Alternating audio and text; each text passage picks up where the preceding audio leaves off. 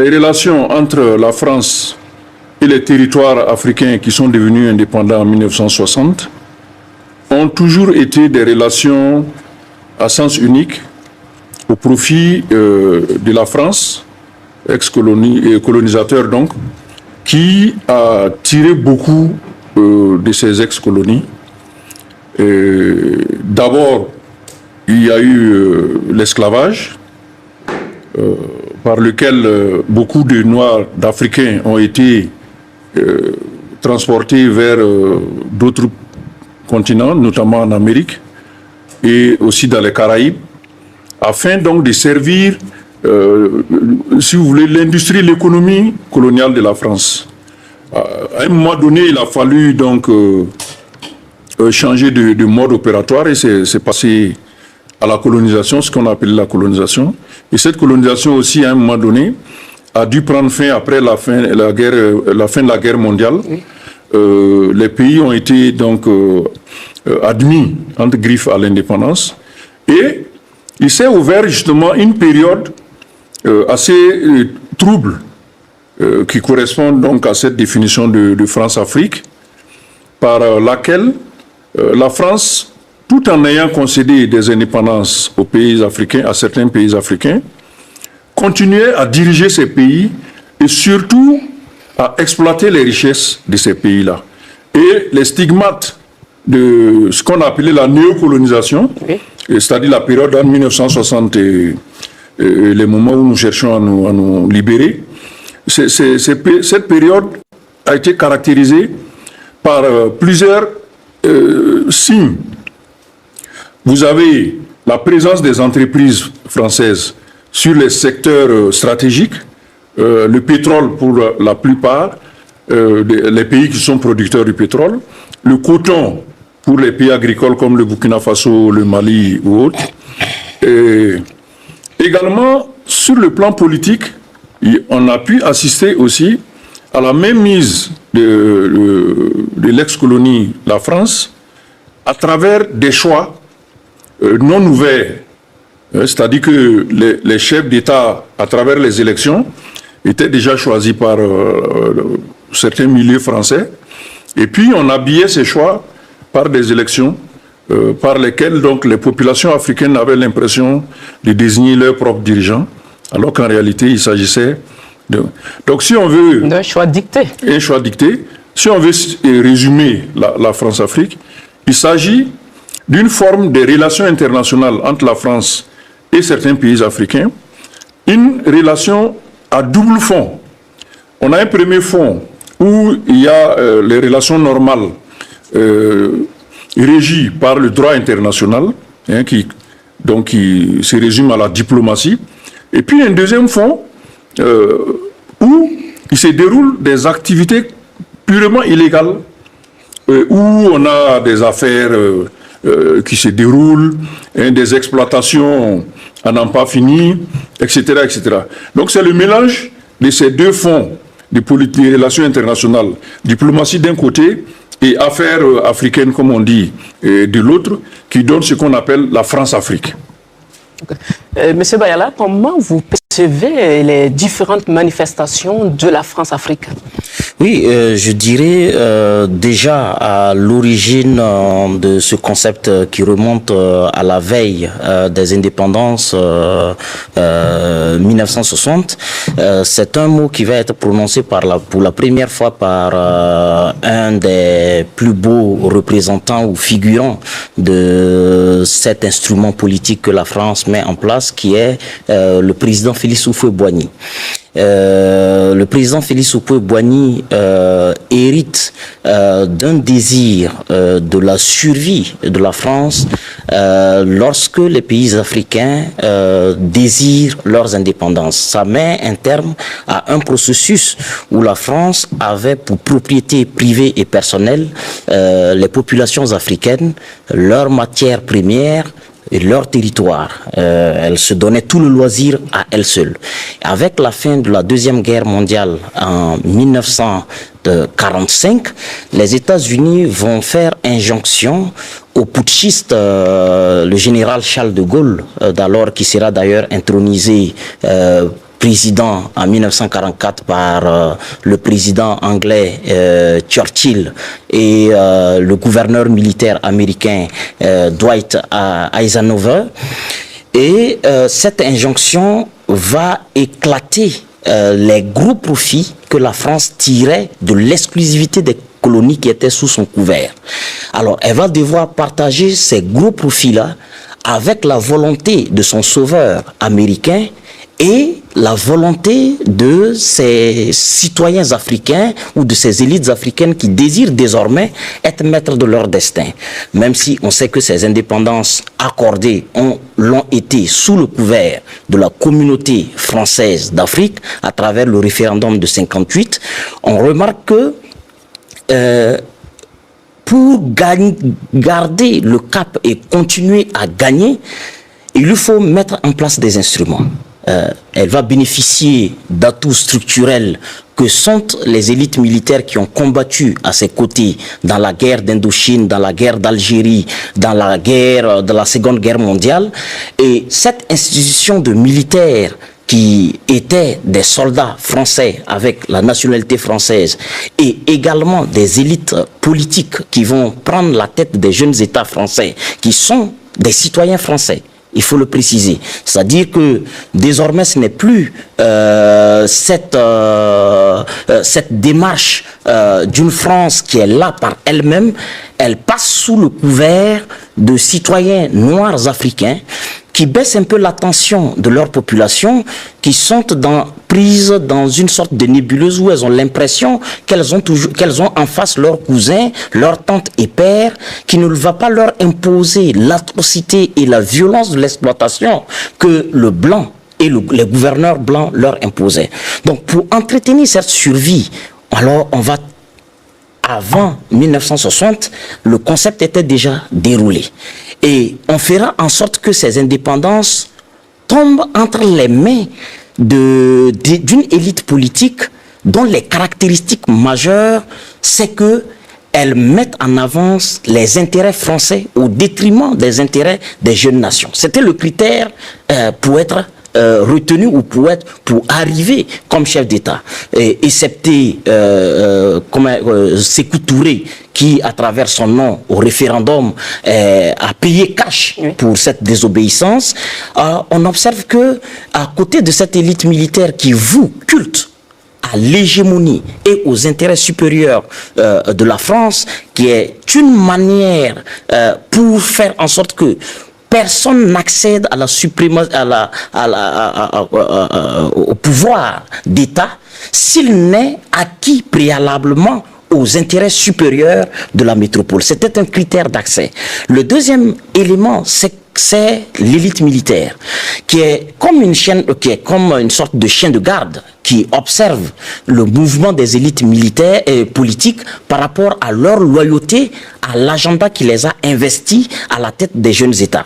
Lorsque cette élite militaire fait l'observation avec les services de renseignement français que ce président se déconnecte un peu progressivement de l'agenda qu'il a intronisé chef d'État, alors cette élite est convoquée pour faire une interruption brutale.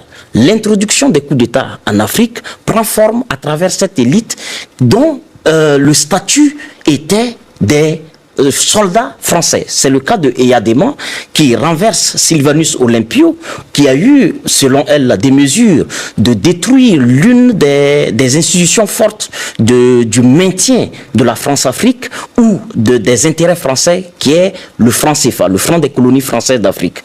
Sylvanus Olympio considère qu'on ne peut pas avoir une indépendance avec une monnaie qui est entre les mains de l'escolon, veut briser ses chaînes. Il va payer cash.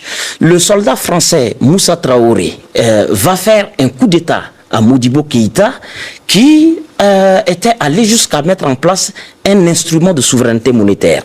Et l'ensemble de ces éléments montre très clairement que, et à la fois le concept qui prend tardivement forme d'un point de vue du concept, de la conceptualisation à 1960 avec Oufoué, qui le prononce pour la première fois, et qui c'était un système qui a traversé les relations et dont le but est d'aimerer comment par la politique, par les relations de défense et militaire, par l'économie, continuent à avoir main basse sur les pays africains. Et comment faire en sorte qu'elles ne perdent pas dans le grand jeu de l'ouverture de ces colonies aux États-Unis, sont libérateurs, parce que les États-Unis veulent avoir désormais accès au marché africain. Elle va mettre en place... On aura le temps d'y revenir. Oui. Alors, je donne la parole à M. Nadampega. On dirait que c'est un processus qui est voilé, qui s'est tissé pour toujours avoir la même mise sur les populations africaines. Mais vous le dites si bien que pour mieux appréhender ce qui a été évoqué tantôt par mes deux co-débatteurs, il faut repartir et jeter un coup d'œil sur la traite. D'abord, c'est quelque chose qui a commencé dans les années 1555 avec le premier contact de ces exploits, de ces puissances avec l'Afrique, et qui a duré jusqu'en 1848, lorsque on mettait fin à l'esclavage. Alors, si vous considérez cette première partie qui fait près de 300 ans, ça fait la bestialisation de l'homme noir. Et cette bestialisation, elle apportait des fruits immédiats, mais de long terme, en intimidant les Africains et en les mystifiant au point que certains Africains prenaient effectivement le blanc comme un génie. Il a fallu qu'ils aient des difficultés à la guerre pour amener effectivement ce qu'ils ont appelé les tirailleurs sénégalais. Ce n'était pas seulement des Sénégalais, c'était des Africains de l'Ouest, c'était des Africains de l'Afrique centrale, pour que, dès les premiers coups de feu, ils voient le sang couler comme leur propre sang et ils se disent, mais ces gens, ce n'est pas des génies. Ils tombent aussi, ils meurent comme nous. Oui. Et ça faisait une certaine forme déjà d'éveil. Et puis, il ne faut pas oublier qu'à partir du moment où la colonisation est rentrée en jeu, les gens se sont retrouvés, les grandes puissances se sont retrouvées, à l'époque à 14, en Allemagne, à la conférence de Berlin, qui était, quand on dit le partage de l'Afrique, on croit que c'était la guerre entre eux, les discussions entre eux, qui étaient vraiment dures. Non, c'était une rencontre diplomatique, où ils voulaient de façon civilisée entre eux discuter de comment ils vont se partager l'Afrique. Et c'est là qu'ils sortent effectivement un certain nombre de règles, dont la principale c'est quoi? C'est qu'ils ne devraient pas effectivement combattre entre eux pour les colonies. Mieux, ils devaient céder.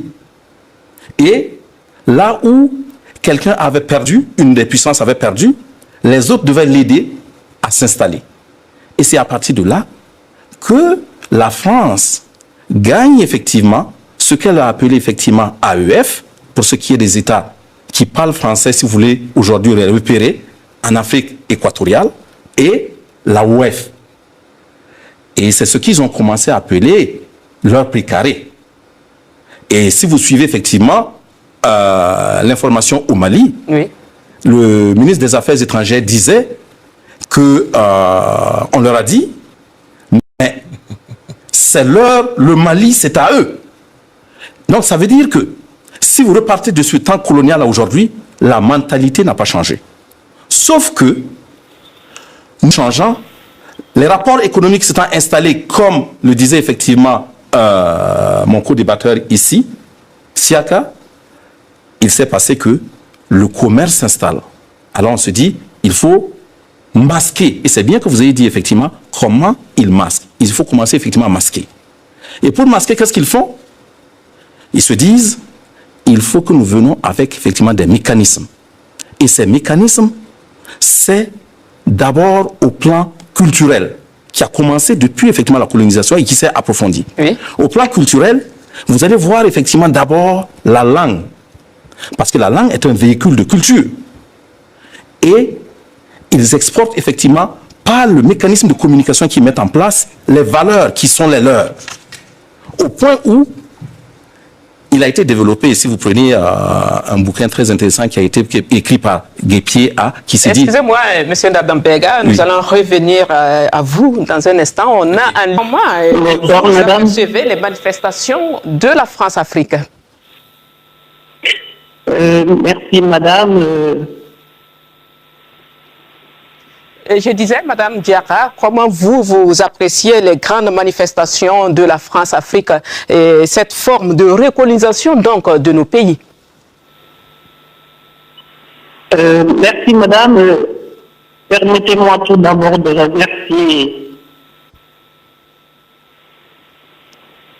Permettez-moi tout d'abord de remercier la radio-télévision du Burkina pour m'avoir convié une deuxième fois successivement à un débat d'intérêt, je dirais, continental.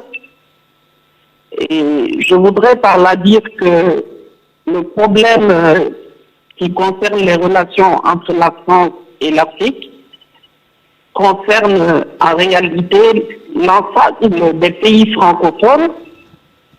Et vous remarquerez que les relations entre la France et les pays francophones est totalement différente et gérée de façon différente par rapport aux relations entre les pays anglophones et leurs colonies de tutelle. La deuxième des choses que je voudrais dire, c'est qu'il faut remonter à l'époque de la traite négrière pour comprendre que les relations entre la France et l'Afrique n'ont jamais été que des relations pouvant servir à la France d'établir des rapports de force entre elle et d'autres puissances, surtout des puissances supérieures à elle.